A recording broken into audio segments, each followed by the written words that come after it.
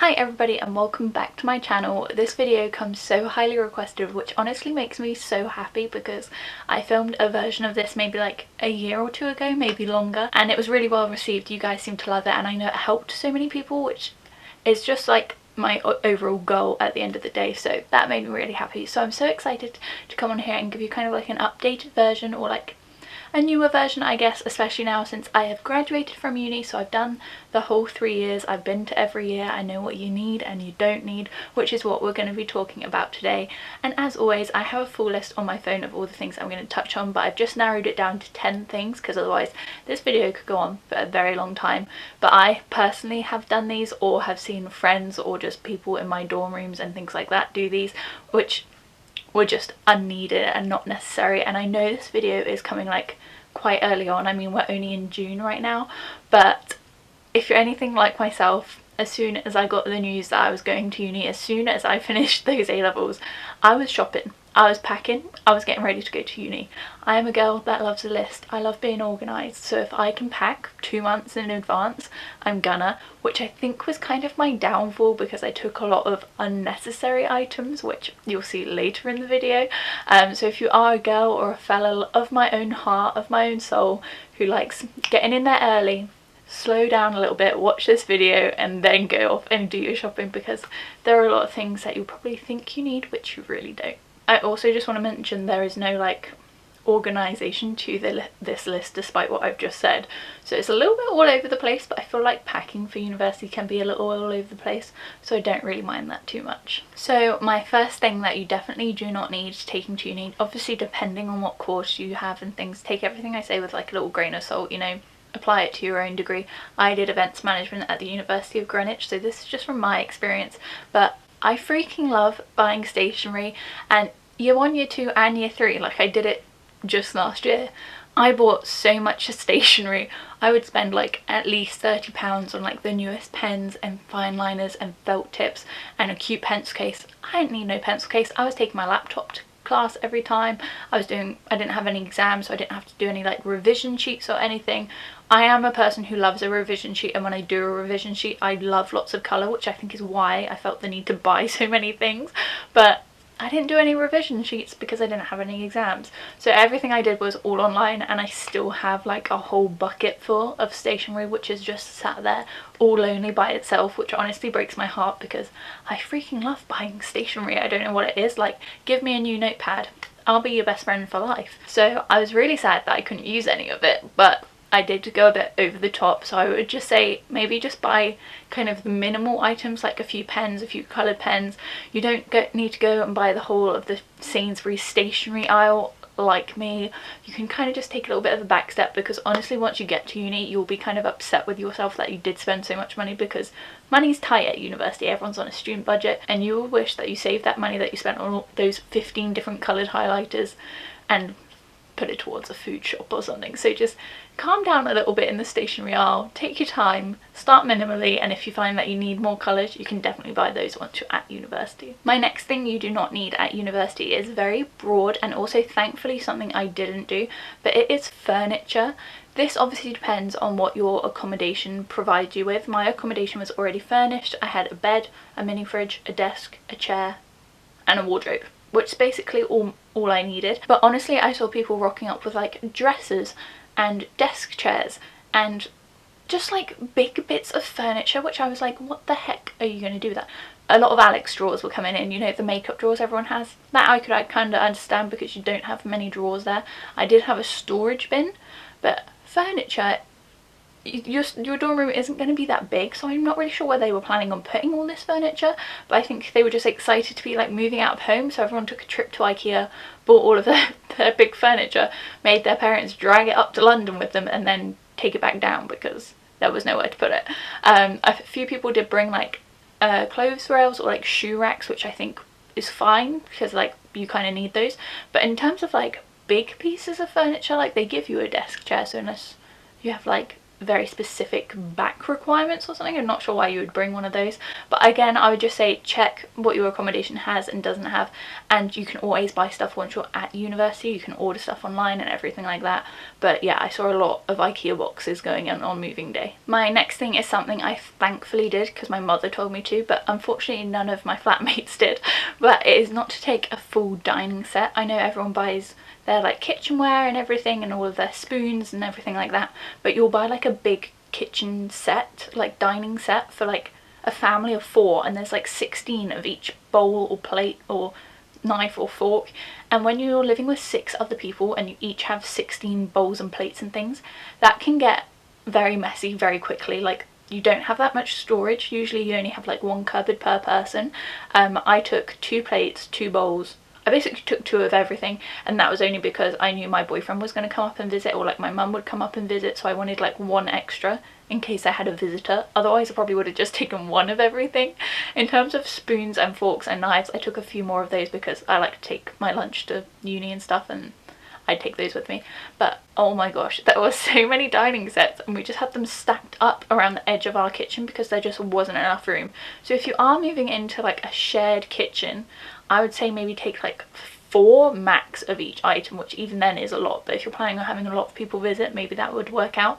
But otherwise you can always ask to borrow your flatmates. So I think 2 was plenty. I took like 3 mugs because I'm a big lover of a mug. But other than that, you do not need a full dining set. I get it because it's better value for money when you're like in Wilkinson's looking at them. They're like £8 or something, like super cheap for so many.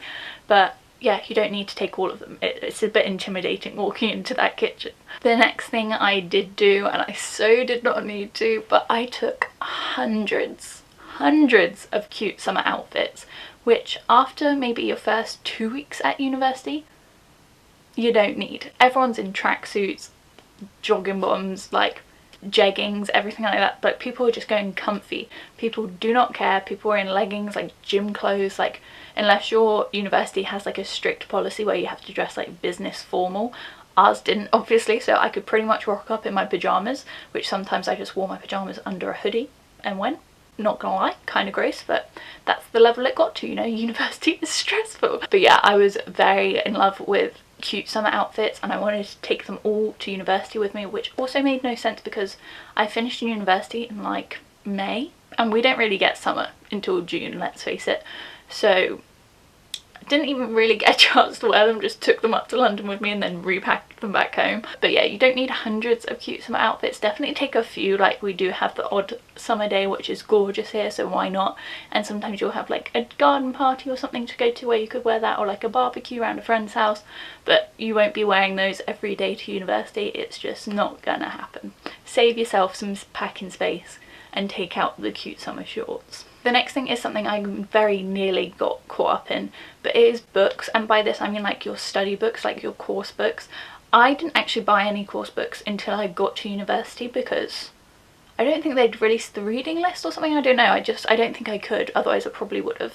But once I got to university, I found I ordered the books. I spent like over £100 on books, and then they were all online. We live in the 21st century, you know, all of these books are on like the iLibrary or whatever of your university usually, so you really don't need to buy them. And I know for me, being the eager student that I am going into university, I would have been so excited. I would have been buying those books. I would have been keeping them in like pristine condition because like I'm just one of those annoying people.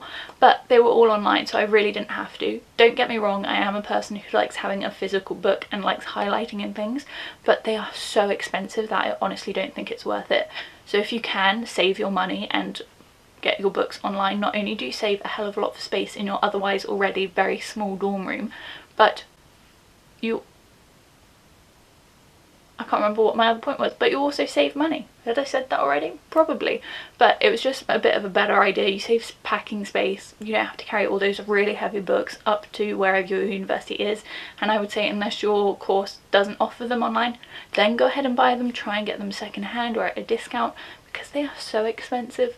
But yeah, a lot of people bought books and then like returned them because they found them online, which is personally what I had to do, and one of them I couldn't return, so I think I missed out on like £40 or something, which was so sad. The next thing, and something I'm so happy I didn't do but my best friend did and she regretted it, was take one of those cute side bags, you know, like the bags you like you carry in your elbow, and they have like their laptop and lunchbox and water bottle and everything in one of those, and you carry it to and from uni like on your elbow. And yeah, it looks cute, you've got those Victoria Beckham vibes, you've got a cute bag, but practically it's not worth it, especially in London when everyone's like in a rush to get somewhere, hustling and bustling, trying to get on a bus or whatever.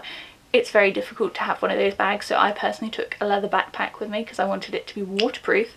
And that was such a great shout. It did end up breaking because I was taking so much stuff to and from university, so I can only imagine what my arm, like I would have worked up my bicep for sure if I was taking all of that to and from uni in a side bag. But I did opt for a backpack, and I still have a backpack, and I'm really happy I do, and it's something I'm going to be using even to take to like work with me and stuff, because getting on a tube is so much easier with a backpack rather than a side bag.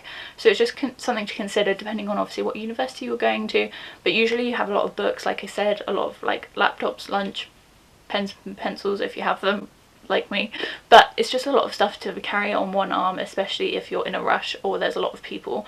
So definitely opt for a backpack if you can. You can get some really cute backpacks, and it's not like it has to be a really ugly backpack, but just opt for a backpack rather than a side bag. My next thing is completely dependent on the kind of person you are, and it will expose me quite a bit, but I did not take an iron to university, and to this day I still do not own an iron. My flatmates own an iron, and I think I've borrowed it once in 6 months. Yep, that's about right. And first year of uni in my dorm and accommodation, I didn't iron a single thing. If anything, I have hair straighteners, so I use my hair straighteners on like a shirt or what have you for work, but I just hung stuff up like to dry, and it just kind of, the creases drop out then, and I don't feel too bad. I don't really have any fabrics which are like super crinkly or anything, so I really didn't need an iron, because I feel like when you take an iron then you have to take an ironing board, and it's just like this whole ordeal. I mean, people in my flat definitely had an iron, so you could even borrow one probably if you were that kind of person that needed an iron, but for me, living my grub life, I didn't need an iron. I still don't, and it's just something that again saved me a lot of space, a lot of storage space, a lot of packing space, and saved me some money. The next thing is kind of interesting, and I think again it depends where your university is, but I would say do not take a car to university. I don't think you really need one unless obviously you're commuting to and from, but for me personally, going to University of Greenwich, I didn't take a car. I had a car which was my pride and joy. I have now sold it very sadly, but I did have a car and I freaking loved it, but it was very old. It was like 1995. I was born in 97, so the car was older than me. I got it for £300, and I think it would go about 60 miles an hour and then kind of like top out. It would sound like it was about to explode, so there was no way I was going to be driving it up and down the motorway anyway, so I opted to take the National Express coach every time I did go home, which was so good because originally I'm from Bournemouth, so the National Express coach was like £12, maybe 20 at the absolute max if I booked it really last minute, but otherwise it was like around £10 to £15, which was so good and would have been a lot less money than the money I was spending on petrol to get to and from uni. And also that's quite a long way to like drive by myself if I was going to visit home or anything, or visit my boyfriend, so I did not take a car. Second year I also didn't take a car because my housemate had one. Very sneaky, so if you can get a housemate with a car, definitely do, because it made our shopping each week very easy, because we could just dump it all in the car, drive to the biggest supermarket near us and get the cheapest deals, which was really handy. And now in third year I lived with my boyfriend, and my boyfriend bought his car up, which we now kind of share. It's kind of like both our car, which really helps, especially now I live further out of London, because we drive pretty much everywhere now. We're living in Dulwich, which is quite residential, so like getting to the shops or the park or anything like that, we usually drive because there aren't as many buses around here and the links into London aren't as great. But first year you probably don't need one, depending on your circumstances. Obviously I knew a lot of people that took their car, and Greenwich didn't have parking, like London universities don't tend to have parking, so they were paying extreme amounts to park their cars in like all of these really random places, which would be like a couple of £100 a month, maybe a little bit less, but still a lot, and that's just money that you could save. I would try and get your parents to drive you up. I don't know about you, but my parents definitely had a bigger car than I did, so I could definitely fit some more stuff in there. But yeah, I would say you don't necessarily need a car with you to take to university, because then you've got to pay for like the insurance, the tax, the petrol, and all of that adds up quite quickly, whereas if you were taking the bus or the coach or the train, you might be able to save yourself some money. The The next thing is something I definitely did in first year, maybe didn't do so much in second year, kind of learnt my lesson. But if you have like a shoe collection or a bag collection or just like a load of jackets or whatever, I would say don't bring them all, because I definitely took every high heel I ever owned to university, which in hindsight didn't really need to do. High heels are a very awkward thing to pack anyway, and I probably wore maybe the same pair of heels every time I went out because they were just the comfiest. So I would definitely say kind of figure out which heel or bag or jacket you like the most, maybe take like 3 to 5, but no doubt I had like 12-15 pairs of high heels, and in hindsight I probably went out like 2 or 3 times a month, so probably didn't need that many heels. It's not like I'm wearing heels to university. I was definitely in some Primark trainers, so definitely don't take your whole shoe collection or anything. If anything, to kind of figure out what shoes you could do without or what bags you could do without, kind of play around for it for like a few weeks before you go to university and see which ones you really love or like you couldn't live without kind of thing, and then just take the bare minimum of the ones you really love. The other ones will be waiting for you when you get back in Christmas and summer. They'll be there, don't worry. But in terms of taking it to university, you really don't have that much storage space. Like I said, I had a whole bin full of like shoes and everything like that, which I just didn't wear and just took up so much unnecessary space. So do not take your whole shoe, bag, jacket collection with you. My last thing not to take with you to university is kitchenware, and by this I mean like a kettle, a microwave, a toaster, all of those kind of things, because usually your accommodation will have it. Like I said, check on the website what your halls comes equipped with, but otherwise you're going to have 6 people turning up with a kettle, and I love tea as much as the next person, don't get me wrong, but that's a lot of tea for anyone. 6 kettles, like wow. So I would definitely say wait until you get to university, see what is there, see what you may need to replace or anything like that, and also see what your university friends are bringing up, or your people that you'll be living with, like your flatmates. Like we had like a toasty maker and a popcorn machine. Like we had so much stuff because other people were just bringing everything with them. I think everyone gets a bit overexcited going into uni, so we definitely had a lot of kitchen appliances, which ultimately came in handy, I guess, but because a few of us didn't bring any, it kind of worked out, you know, we kind of balanced each other out. Whereas I think if all of us had kind of gone to town and bought like panini makers and everything, it would have got a little bit much, especially since we already had very limited surface area because of all the plates and dishes and things. So just bear that in mind. Obviously talk to your flatmates beforehand if you can, if there's like a group chat, or if your university tells you who you're going to be living with, and kind of figure it out from there. Maybe you can delegate the kitchenware out to each person and share it, but completely depends on how the dynamic kind of works in your flat, I guess. But for us, we just used microwave, toaster, kettle, and that was pretty much already there and all we really needed. But some extras were nice, but not really necessary. So I would just say hold back on buying too much kitchenware and wait till you get there and see what you got. But yeah, they are my 10 things that you don't need to bring to university with you. Obviously, if you want to and you feel there's a need, or your university is different to my university, completely can. I'm not saying this is a complete rule and the end of everything. Like, work it out for yourself, see what's important to you, what you want to prioritize. But for me, these were just things that I really didn't need, or I saw other people not needing. But it was really fun to film this video. Actually, I haven't thought back about like first year in a really long time, and I really enjoyed like the little trip down memory lane. Being a fresher was so exciting. So if you are off to university this year, I really wish you the best of luck, and it's so much fun, and I know you'll absolutely love it once you're there. But just hold back on some of the packing, don't overpack, as tempting as it is. But yeah, I really hope you enjoyed this video. If you did, please hit thumbs up and go on and subscribe down below, because I'm currently posting 3 videos a week. So if you are bored, sat at home wanting some more content to watch, hopefully I'll see you soon. Bye!